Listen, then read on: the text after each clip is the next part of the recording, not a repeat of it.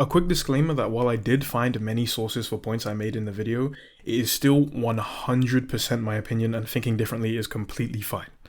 That being said, let's begin. Games. An activity one engages in for amusement or fun. Everyone plays games, whether that's board games, card games, video games. Everyone at least once in their life has played games. It's a universal thing that everyone enjoys. Well, that just doesn't seem to be the case anymore. People are starting to really hate games. They're losing their edge, the fun, the pleasure that used to come from going home every day from school just to play that new game that came out. Now every game that you buy probably gets completed in 2 years when there's speed runs that clock in under 8 minutes. But I'm starting to think that it isn't just me who thinks this way. A lot of people say as you get older, you play a lot less games as you don't have the time or the energy anymore to grind 8 hours a day on something that doesn't impact your work or social life at all. Which, for the most part, is kind of true, but I don't think that's actually the main cause for such a rapid decline in the rate at which people are enjoying games that they play. Games just aren't the same. Now obviously I can't just make a claim like that if I don't back it up, so let me explain. The quality, care and effort games production has seen over the past 6 years has been on a major decline compared to what was released prior. Huge game developers known for titles that literally shaped childhoods are releasing unfinished garbage and slapping IGN reviews on the trailer to make it seem like it's worth buying. IGN literally put out a tweet saying the base rates for articles are like $20. Like, how is that credible in any way whatsoever? Like, let's just look at what happened to Square Enix. How does Platinum Games go from Metal Gear Rising to this? And then there's Activision Blizzard. Not only have they been on the decline, the company is literally being sued for promoting, and I quote, a frat boy culture where the workplace built up of 20% women were sexually harassed and given unequal pay.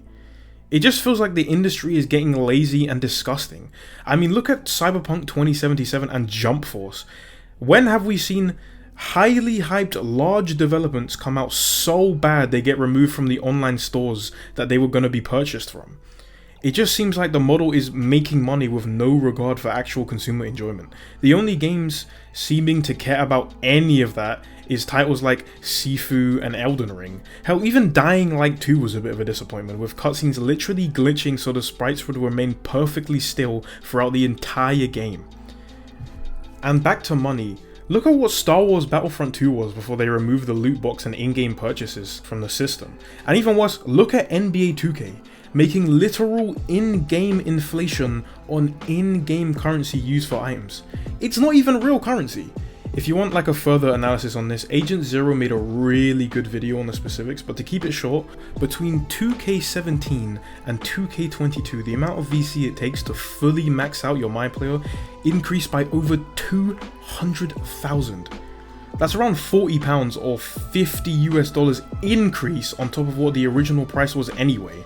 Funny thing is, this part of the script is like so old. 2K23 has come out and the problem of inflation is now even worse, to the point it's an actual discussion among everyone that plays the game. Like, all this news, drama, rush development, obvious cash grab intentions have just made games so much less enjoyable. It's no longer boot up your console and play for a few hours. It's boot up your console, try to load onto about 3 games while the game crashes, and then get through about 8 paywalls to be just as good as everyone else you verse. Many of us finding ourselves uneven to be excited about any new game that releases because we already speculate there will be issues like these. So no, I don't think I'm getting too old, nor do I think I'm the main reason games just aren't exciting anymore. There just isn't that same care and passion put into games as there used to be, and that becomes a lot more clear as you get older. I mean, it's not like this is the end for the industry or anything. In fact, the amount of people that play games in America went up 3% since 2019. But my recent experience with games has all been the same. I don't think I've found a game I've properly enjoyed pouring all of my time into since like 2019. And while I still play games like every day, it's just much less enjoyable. But why is that? Honestly, I think the industry as a whole is killing itself, and it's something that seems to be infecting large, well-known franchises. This is especially prevalent within the circle of anime game producers and distributors in recent years. And while some of these developers are not guilty of this, and games based around anime titles are not the only perpetrators, they are the most abusive users of this method. This method being one where developers allow for the brand and the trailers to carry the initial push for the game to be sold without the actual project meeting the expectations of what was initially promised. And yes, there are many examples. My Heroes One Justice, One Punch Man, A Hero Nobody Knows, Black Clover, Quartet Knights, Sword Art Online, Fatal Bullet, and Tokyo Ghoul Re, Cool to Exist, just to name a few.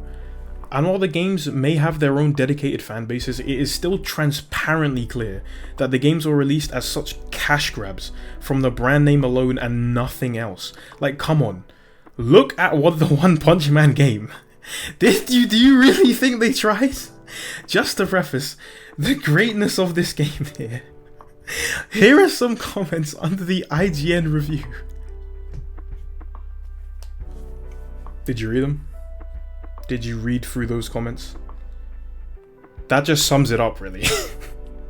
What I'm saying is, brands have taken a step down in the actual development phase of the games, because unlike their initial releases, they no longer need to prove themselves to show what they can do as a company and attract a wider audience, as they already have that audience.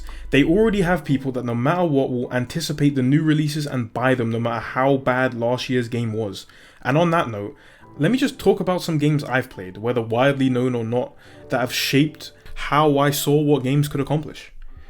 Absolver, a game developed by a company called Slowclap, and is both easy and hard to describe. It's a fighting game, but not like one I have ever played up until the point I played it. It's one where you, a fighting prospect, traverses an open world fighting relentlessly to become an Absolver. You learn moves through blocking or parrying attacks from others in the game, whether NPCs or actual players, and the game rarely ever holds your hand, being quite challenging basically at all times. Now, while certainly drawing me in, what set this game apart from every other fighting game for me wasn't the open world aspect nor its atmosphere, but the system of fighting as a whole. This was a game where you could not only learn combinations of fighting moves, but create them. The game allowed for complete customization of the moves in your combo to start and to finish, which not only allowed you to learn how to chain attacks and find moves that were compatible with one another, but also every single person in the game had a unique moveset because of this, making every fight completely different and having you require a different tactic for almost every single person you faced off against. And at the end of it all, after you've conquered the world, created your own unique style of fighting and become the Absolver, all they reward you is a cape that probably isn't even better than what you were already wearing. But that's fine, it's okay, because the game's enjoyment comes more from what it meant to embark on the journey than what it means to reach the end. But what story do these new games provide? What enjoyment can players nowadays find other than the gameplay? Let's look at probably one of the most long-running and most popular game franchises there is, Pokemon. What is Pokemon doing? Here are the user scores of the last two mainstream Pokemon games that weren't just remasters of older versions. How does this even happen? No, like actually, excluding the great score that Arceus got, how does a franchise like Pokemon not even get over a 5? The games barely have any voice acting in them, follow mostly the same pattern as always, and boast about open world as if that wasn't the original foundation of the games anyway. It's been over a year since I last edited this script, and it is still a massive problem. Does anyone remember Saints Row? The open world, creative and carefree game that basically let its players do whatever they wanted, from the customization to the actual gameplay? Well, look at them now! The studio that developed all of those games, including other classics like Red Faction, may be shut down. And why? Well, because their most recent game was a rushed and buggy mess that has not been played in over a month by anyone who bought it on release. Hell, even think about Far Cry. What's the last Far Cry game you actually played and enjoyed? Was it Far Cry 3? Because that game is now 11 years old. You know what, why don't we talk about Halo? What the fuck happened to Halo? If we follow the trend of the last game that was good and got over above an 8 user score on Metacritic, that would have been the 14th of September 2010. That's 13 fucking years ago! Hell, even Halo Infinite, whilst being praised for its gameplay feeling similar to the old franchise, literally doesn't even provide players with changeable loadouts. In fact, Infection was only recently added to the game, And even after all of the very mixed reviews, they announced that they're still going to be releasing more Halo games after losing half of their staff and Joseph Staten, the original writer of the games, in 2020. If you want more information on all of that, I would recommend watching these videos by the YouTuber Big Boss. And honestly, all I can do is ask, what happened? Why does a game like Baldur's Gate 3, the only game to go against many of my points, attract so many complaints from other game devs about raising standards or being impossible to replicate? I'm gonna be honest with you, we'll probably never know, and that's why gaming continues to be on a decline, because there's not really an explanation for the mentality that they're exhibiting. Like, why are they going through all of this effort to make money and not actually put out good games? I just want my franchises to come back, you know?